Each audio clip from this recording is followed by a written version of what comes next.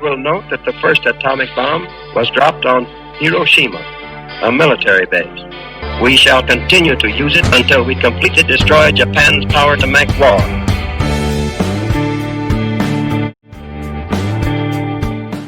I have received this afternoon a message from the Japanese government in reply to the message forwarded to that government by the Secretary of State on August 11th. I deem this reply a full acceptance of the Potsdam Declaration, which specifies the unconditional surrender of Japan.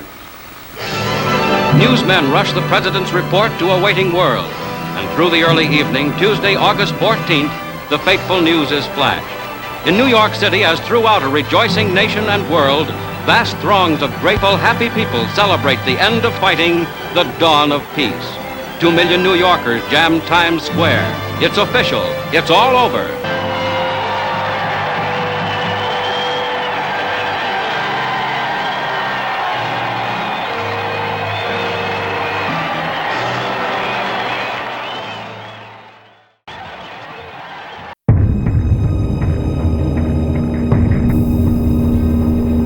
Closing months of 1944, the tide was turning against Japan. On December 26, 1944, 2nd Lieutenant Hiroo Onoda, of the Japanese Imperial Army was deployed to the small island of Lubang in the Philippines. His orders were to slow the progress of the United States as much as possible, to stand and fight at all costs, and to never surrender. In February 1945, the Americans arrived on Lubang and took the island with overwhelming force. Within days, most of the Japanese soldiers had either surrendered or been killed, but Onoda and 3 of his men managed to hide in the jungle.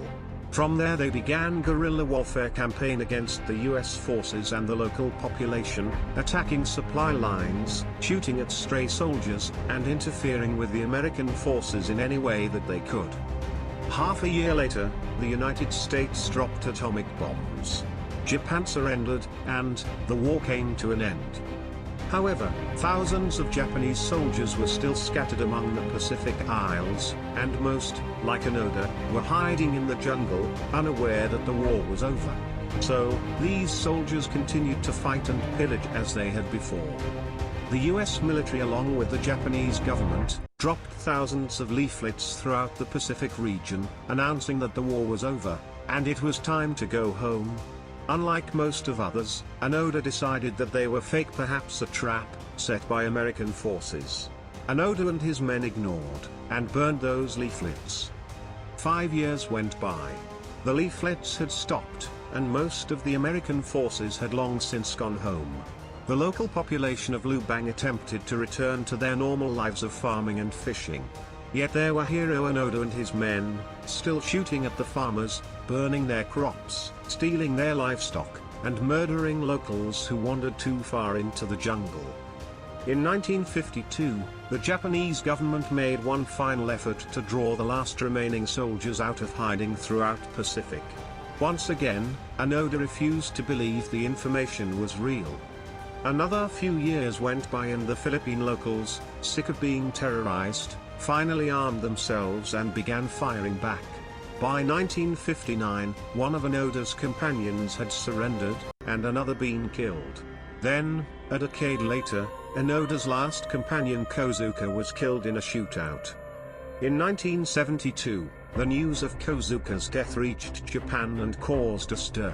The Japanese media began to wonder that perhaps Onoda might still be alive as well.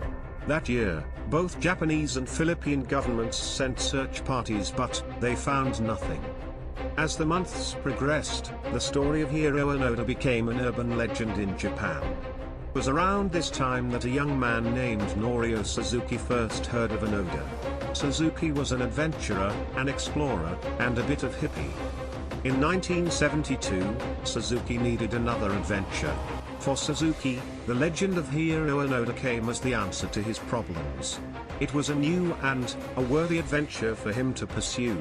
Suzuki traveled to Lubang and began wandering around the jungle all by himself.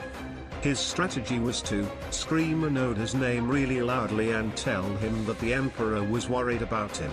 He found Onoda in just 4 days. Suzuki stayed with Onoda in the jungle for some time. Onoda was desperate to learn what had been happening in the outside world from a Japanese source he could trust. The two men became sorta kinda friends. Finally, Hiroo Onoda returned to Japan in 1974 and became a kind of celebrity in his home country. He was shuttled around from talk show to radio station, politicians clamored to shake his hand, he published a book and was even offered a large sum of money by the government.